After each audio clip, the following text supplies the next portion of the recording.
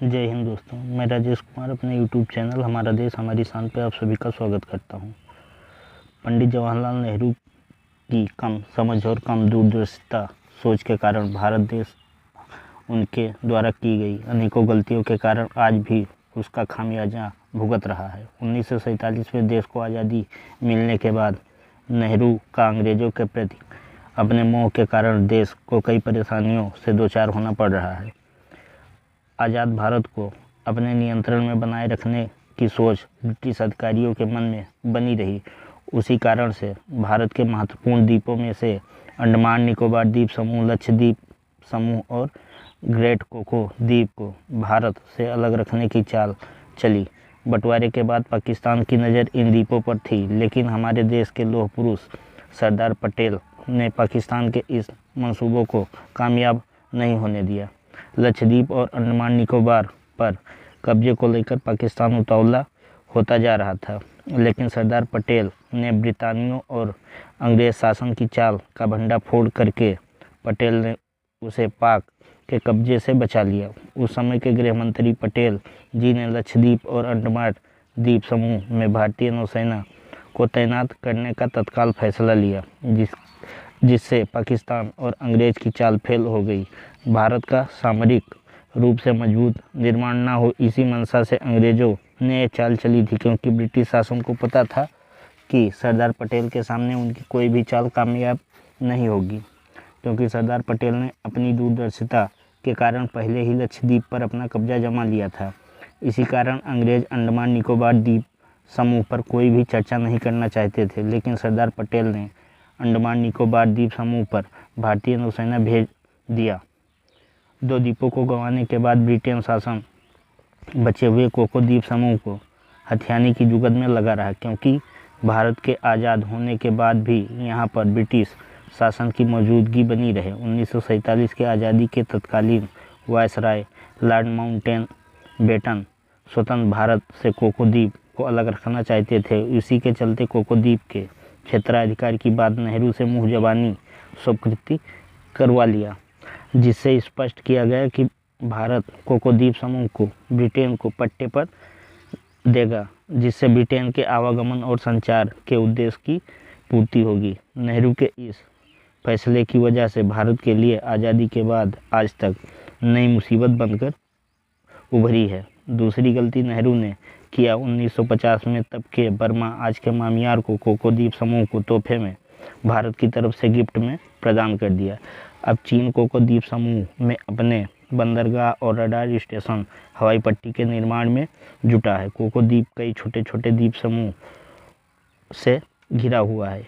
इनमें 3 प्रमुख द्वीप हैं, जिनके नाम बड़ा कोको द्वीप। यह द्वीप 10 किलोमीटर लंबा व 2 किलोमीटर चौड़ा है। इस द्वीप पर समुद्री कछुओं की आबादी बड़ी संख्या में है। दूसरी द्वीप का नाम छोटा कोको द्वीप है। यह 5 किलोमीटर लंबा और 1 किलोमीटर चौड़ा है। तीसरा प्रमुख द्वीप टेबल कोको द्वीप है। यह 1600 मीटर लंबा और 1600 मीटर चौड़ा है।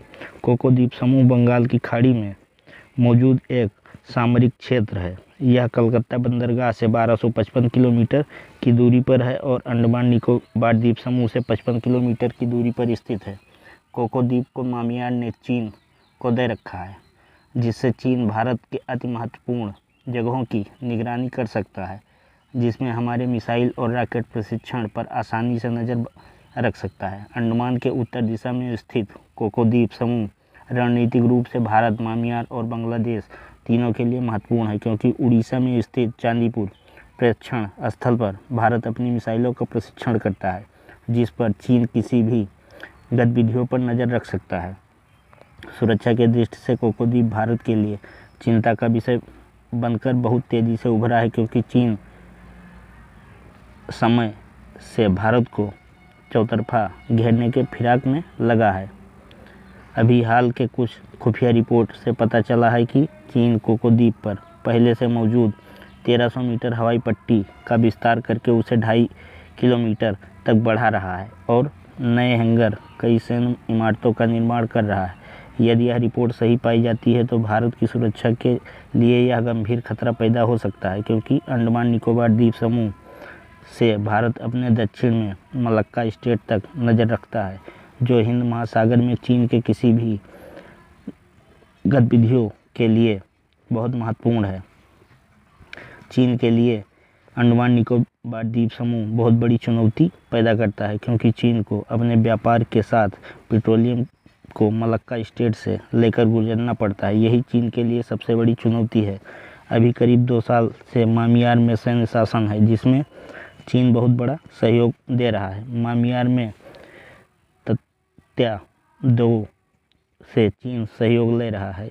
इससे भारतीय नौसेना को इस नए एयरबेस की चुनौतियों का सामना करना पड़ेगा। हिंद महासागर में चीन को भारत से मिल रही चुनौतियों के कारण चीन म्यांमार में बड़ा निवेश कर रहा है, क्योंकि मलक्का स्टेट में मिल रही चुनौतियों के कारण चीन म्यांमार आर्थिक गलियारे पर दांव चला है। इससे उसे करीब 1500 किलोमीटर समुद्री रास्ते का फ़ायदा मिलेगा, क्योंकि चीन अपने समुद्री परिवहन का भारत की नज़रों से हमेशा छुपाता रहा है। निवेश बढ़ाने के बाद म्यांमार को श्रीलंका और पाकिस्तान की तरह अपने कर्जे के जाल में फंसाकर उन पर दबाव बनाता रहेगा। अपने नौसेना के लिए इस्तेमाल करने के लिए लेगा, ताकि कोको द्वीप से उड़ान संचालित करके भारत की निगरानी करने का मौका मिले। सन 2005 में भारत के नौसेना प्रमुख एडमिरल अरुण प्रकाश ने दावा किया था कि ग्रेट कोको द्वीप पर चीन का कोई सैन्य निर्माण नहीं है। उसी वर्ष म्यांमार ने भारत के रक्षा अधिकारियों को कोको द्वीप का दौरा करवाया था। उस वक्त हवाई पट्टी की पुष्टि हुई थी, लेकिन चीन के सैन्य मौजूदगी की कोई भी पुष्टि नहीं हुई थी। लेकिन नई रिपोर्ट आने के साथ भारत सरकार सतर्क हो गई है और अपने सबसे खतरनाक P-8 विमानों को निगरानी में लगा दिया है। P-8 विमान एशिया में केवल भारत के पास है। चीन केवल ये चाहता है कि म्यांमार में लोकतंत्र सरकार ना रहे, केवल सैन्य शासन रहे, क्योंकि जनता के द्वारा चुनी सरकार हमेशा जनता के हित में काम करती है, लेकिन सैन्य शासन अपने हित में काम करती है। इसलिए चीन म्यांमार को सेना को सारी तरह की मदद दे रहा है। चीन की इस महत्वाकांक्षी परियोजना चीन म्यांमार कॉरिडोर परियोजना कामयाब हो सके, चीन को अपने हित साधने के लिए कोई भी देश को भ्रम में डालकर इतना निवेश कर देता है कि वो देश धीरे धीरे दिवालिया हो जाता है। जैसे श्रीलंका, पाकिस्तान और नेपाल इसी में सम्मिलित हो चुके हैं। इसी के साथ दोस्तों विदा लेते हैं। जय हिंद, जय भारत।